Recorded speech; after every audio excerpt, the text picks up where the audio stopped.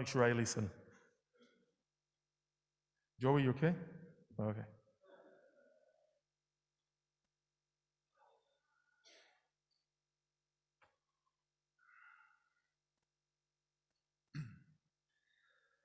I want to tell you about the most Jewish experience I've ever had, and it doesn't involve a synagogue. It doesn't involve the state of Israel. It has nothing to do with bagels or gefilte fish or even Manischewitz. There were no other rabbis, no Torah scrolls, no praying involved whatsoever, and it happened right here in Las Vegas. So now exactly what was this Jewish experience? Well, I'm going to tell you, and I'll even tell you how to have the same experience yourself. Are you ready? Simply go to the Costco here in Summerlin on a weekday when it opens. And boy howdy, you will see every Jewish resident of Las Vegas at that store. Now, allow me to say something very controversial. I don't actually have a Costco membership, probably for the reasons I'm about to explain to you. But I needed to buy some things for the religious school here at the temple, so I decided to use our temple membership card. So after Minyan one morning, I was about to go to Costco. It was 8:30. I figured by the time I got there, it would be around 9. I could get there when it opened at 9 because that's when things open. But the people at Minyan laughed at me and they said, Rabbi, don't you know that Costco doesn't open until 10? No, I didn't know that. Friends, it turns out there were many things I did not know about the Costco. Some artists work in clay, other artists work in oils, and some in pastels or watercolors. But the Jews of Las Vegas have turned Costco into a fine art, and that is the medium that they work in. The Jews of Las Vegas work in Costco. When you arrive at the Summerlin Costco, you will see the Jews well before you even get inside of the store. If you just look at the line for Costco gas, that's approximately 900 miles long, you can take a good long look at this line because it doesn't move, and you will see many, I'm serious, Magen Davids hanging on rearview mirrors, and you can tell which of those Jews are Israeli because they keep honking the horn when the line doesn't move. And for some reason, everybody else has remained in their car except for the Jews that keep on getting out and yelling at each other. Do you have plans for Shabbos? Did you hear what happened to Max? They're shouting back and forth.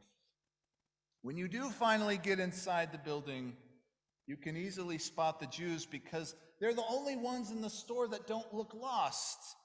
Everyone else is wandering around the store trying to find what they want in this constant state of confusion, but the Jews know precisely where everything is. I asked somebody who worked there where something was, and they didn't know, so I found somebody with a Magen David. He said, it's on aisle 13. There was a solid line of Jews that started at the entrance to Costco, and it led all the way back to where they kept the creamed herring. Now, friends, let me warn you, do not make the same mistake I did if you go to Costco. I wore a kippah, which means that 6 people, different people, wished me a Shabbat Sholom, and it was Tuesday.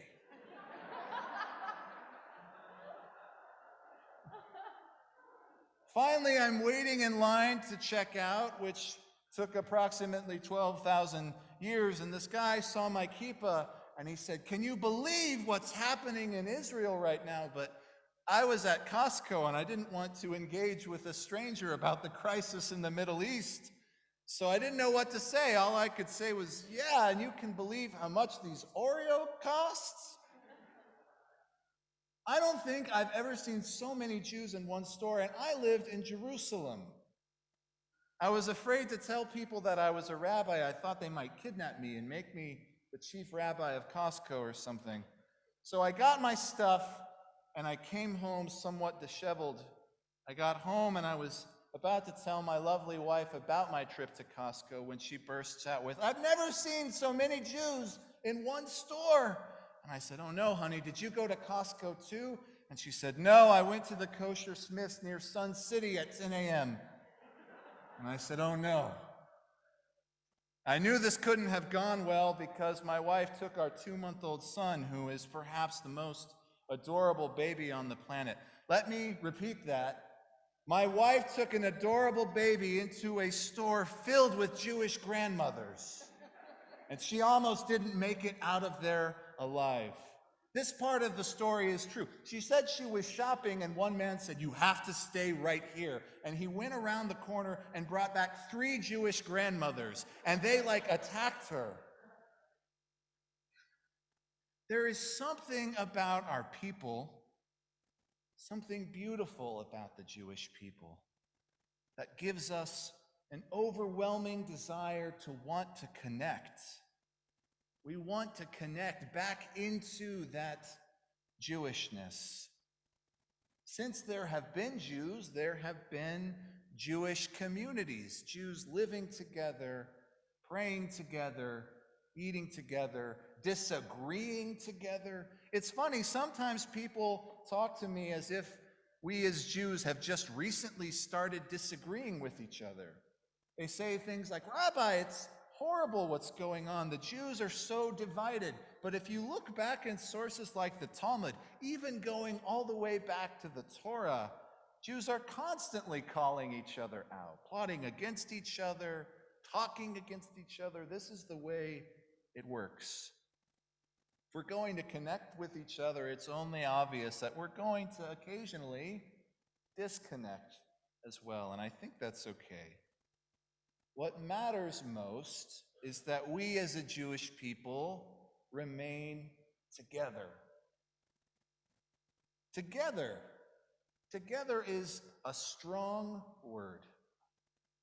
2020 tried to keep us from being together, but we were resilient.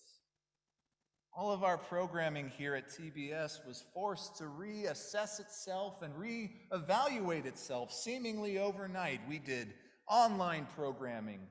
We did masked in-person programming. We did hybrid programming. We did pirate programming. We did puppet programming. We did bolder programming than we have ever done before. And we are stronger because of it. Together, bolder, stronger. Friends, I don't have to tell you this because you already know. Synagogues all across the country are closing, losing money, or merging. Once stable congregations that boasted hundreds, even thousands of member families are now struggling to pay the bills. They're now hurting, and they're now wondering what to do next. And usually the reason they're in this situation is because they kept uttering that age-old phrase that will stunt the growth of any institution. But we've always done it this way. Well, maybe it's time to do things a little differently.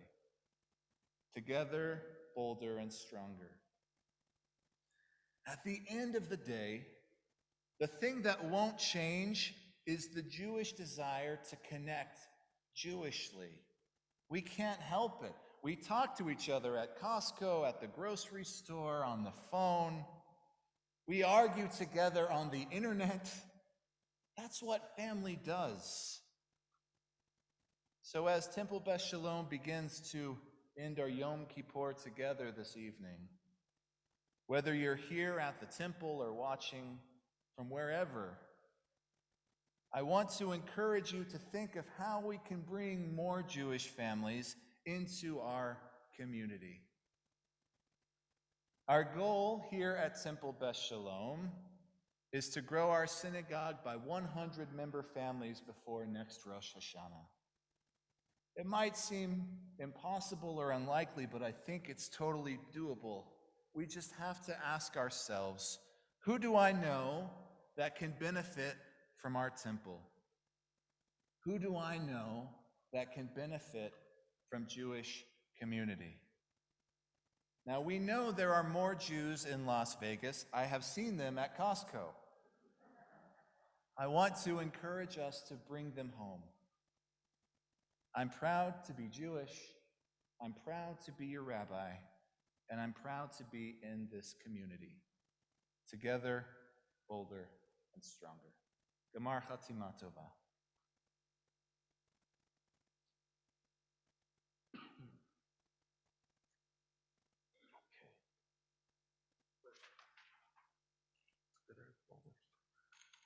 No man has done before.